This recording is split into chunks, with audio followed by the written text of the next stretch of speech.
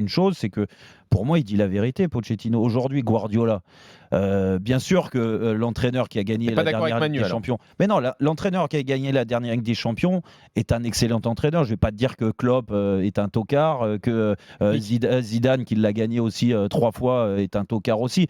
C'est des grands entraîneurs, ok, que Flick est arrivé et c'est récent. Bien sûr qu'il a tout gagné avec le Bayern Munich, mais on ne peut pas dire que Flick est le meilleur entraîneur du monde parce qu'il a gagné avec des champions. La question, c'est sur quoi tu penses tes critères. Pour moi, c'est que Guardiola, déjà, s'est mis en danger. Il a commencé à se mettre en danger. En danger, dans le sens. Laisse-moi finir. Ouais. À Barcelone, quand il a débuté, l'ADN de Barça, il a pris le relais de Cruyff et tout ça. Ouais. Il a amené cette équipe à un niveau incroyable. Il a tout gagné à Barcelone. Il est parti au Bayern Munich. Il a une chance incroyable, Jérôme. C'est d'avoir eu dans cette période-là 3 joueurs, 4 joueurs. C'est juste incroyable. D'accord. Ok. On peut dire.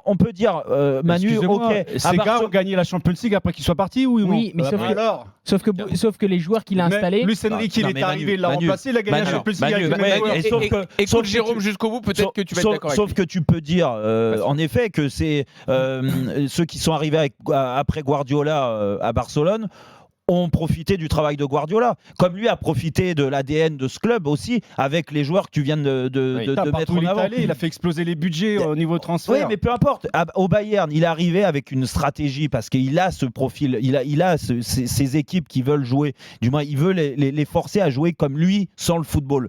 Il a changé la philosophie au Bayern, qui n'avait rien à voir avant, quand il est arrivé.